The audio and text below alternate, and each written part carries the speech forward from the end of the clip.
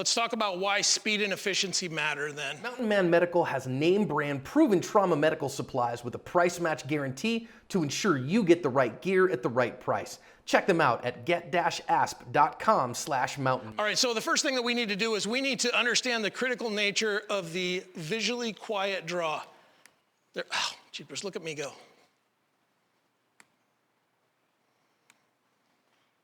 I'm almost there. We're gonna go through some real life examples as we do that, and I don't know, there we go.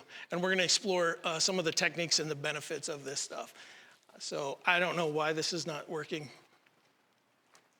But let's talk about some things that we've got to consider as we do this, right? Has anybody been in a real life self-defense issue, not law enforcement, military?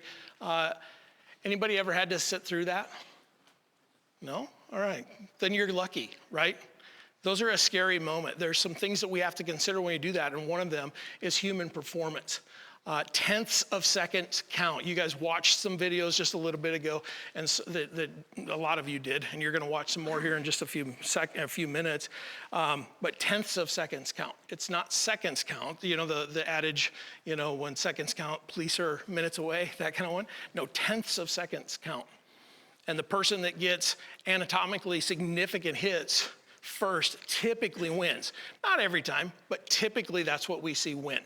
If you can get your hits before the other guy, you're gonna win. So human performance is a big thing, and you saw that one of the top things on my slide there was the Force Science Institute information. These guys have done all of the experiments, they've done all of the studies, they've gone through and kind of figured out how this works. Typically, the human brain reacts and recognizes things in quarter-second splits, so 0.25 seconds, which is a little under 0.3 of a second, so that's what counts. It takes your brain about a quarter of a second to recognize that I put my hand up. Now, if I put my hand up and I had a gun in it, it would take your brain about a quarter of a second to recognize that. Take about another quarter of a second for your brain to make a plan, and another quarter second to tell your body what to do, whether I'm gonna duck, whether I'm gonna stand up and get my own gun, whatever that is, and then about another quarter second for it to actually happen. That's human, when I'm talking about human performance, that's what I mean. Now, and that quarter second is averages. There are people that get this stuff a lot faster. There's people that get it significantly slower as well. But human performance that's what that means. Does everybody kind of follow me on that? We're making sense there? Okay, cool. Apparently I'm just gonna get my steps today and walk back and forth. Next thing that I want us to think about, things to consider, is what's at risk. If you're in the local Walmart and you hear a bang, bang, bang from the other side of the store, what's at risk to you in that moment? Flying bullet. Yeah.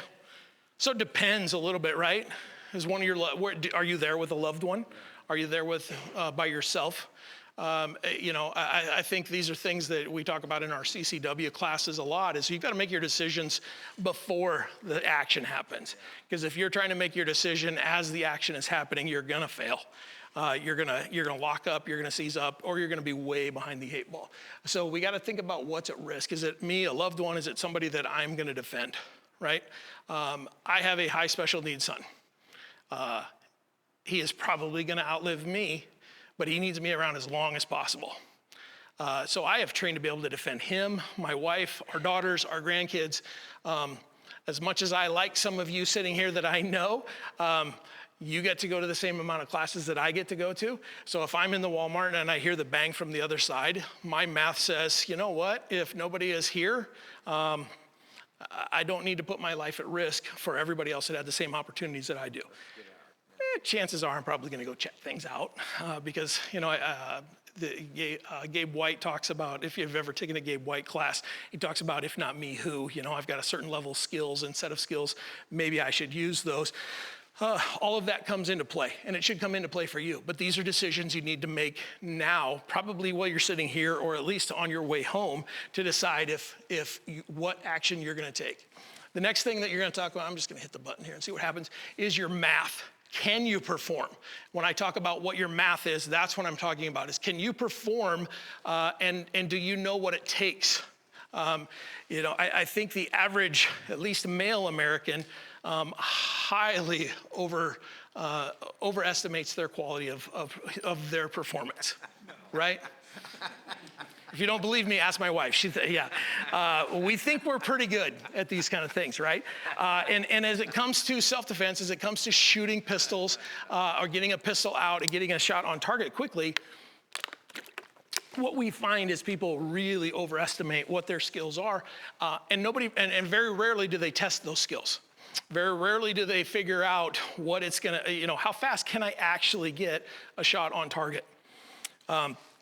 We kind of talk about after, John and the team, we've analyzed about 50,000 different self-defense scenarios. So we've kind of set if you're a regular citizen carrier, a standard to be able to get a shot on target for the average folks should be about 2 seconds. You should be able to get your gun out, pull it, see your sights, get a shot off in about 2 seconds and hit your target, right? If you want to be a professional, you should probably be at about 1.5. That's what the FBI uses, is 1.5 seconds to draw the first shot.